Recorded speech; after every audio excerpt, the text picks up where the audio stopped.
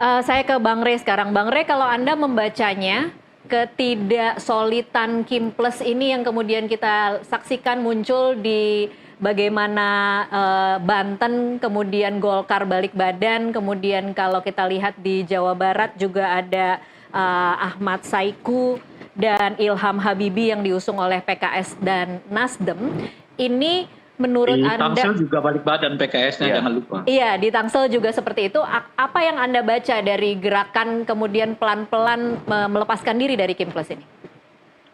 Pertama, pemilu atau pilkada itu kan ajang kontestasi ya, bukan ajang bersatu begitu. Justru itu ajang untuk berbeda gitu ya. Maka aneh sekali kalau ada yang bermimpi bahwa partai politik itu bisa disatuin di dalam pemilu gitu, atau di dalam pilkada gitu. Iya, mereka akan ketemu kalau kepentingannya sama.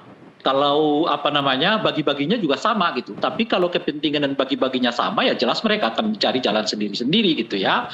Apalagi kemudian mereka udah dibantu oleh putusan Mahkamah Konstitusi yang meringankan ya syarat dukungan terhadap pasangan calon ya untuk memajukan atau mendaftarkan pasangan mereka ke KPU gitu.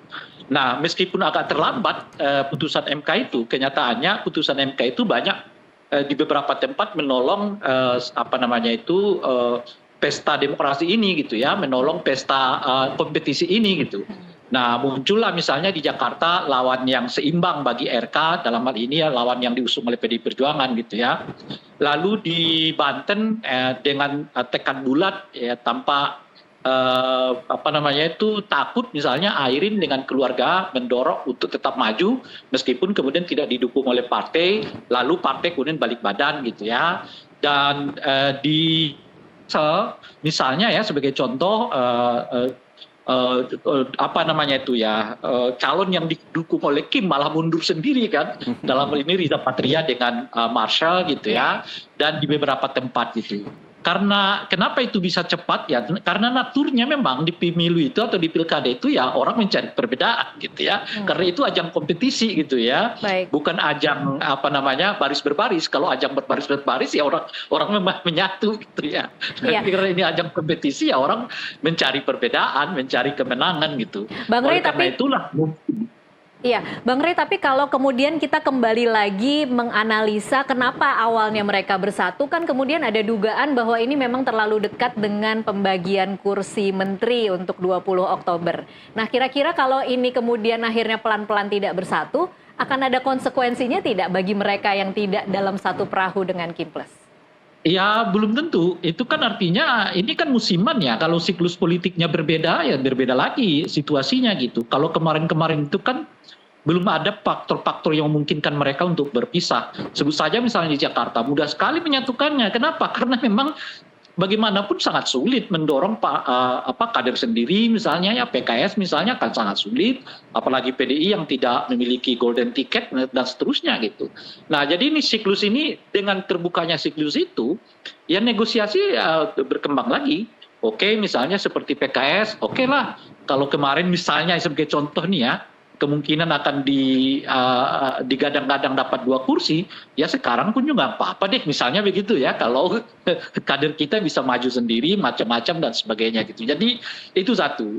Nah yang kedua, penyatuan yang kemarin itu menurut saya sih di luar Sumatera Utara ya, relatif itu di Sumatera dan Jawa Timur mungkin ya, itu relatif terlalu by design ya, dibuat memang karena rekayasa gitu.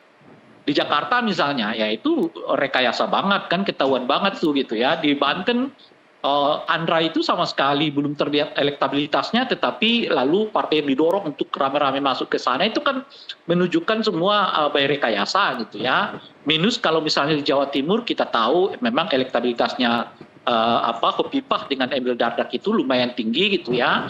Kalau di Sumatera Utara itu meskipun di margin error, Bobi Nasution misalnya masih lebih tinggi dibandingkan Edi Rahmayadi, selisihnya 2-3% gitu kalau kita merujuk hasil survei yang terakhir gitu ya. Jadi kalau yang seperti itu mungkin masih bisa dipahami ya, karena muncul secara alami. Misalnya orang melihat tingkat kemenangan Mbak Khofifah itu cukup tinggi, ya ngapain lagi dilawan, udah susah lah ini kan, kira-kira begitu ya. Nah tapi kalau seperti di Jakarta ya, atau mungkin di Jawa Barat atau mungkin di Jawa Tengah, potensi orang untuk berlawanan dengan pesaing calon-calon Kim ini masih kuat gitu. Nah misalnya di Jawa Tengah ini kan menarik ya. Menariknya itu karena satu purnawirawan, belum purnawirawan ya setahu saya ya, dari kepolisian, satu purnawirawan TNI gitu ya. Nah ini dua sektor yang boleh jadi menarik karena akan melibatkan semacam apa istilahnya itu ya, emosi dari dua institusi yang berbeda gitu. Nah siapa yang kuat, siapa yang hebat, siapa yang akan tertarik dan seterusnya itu akan kelihatan gitu. Artinya ada peluang-peluang yang memungkinkan di apa namanya itu ya, disela gitu ya, atau memungkinkan dimasuki sehingga peluang-peluang ini tertutup gitu. Termasuk di Jakarta kan di luar dugaan kita ya, menurut saya tiba-tiba Pramono Anung bersama Rano Karno yang didorong maju gitu ya.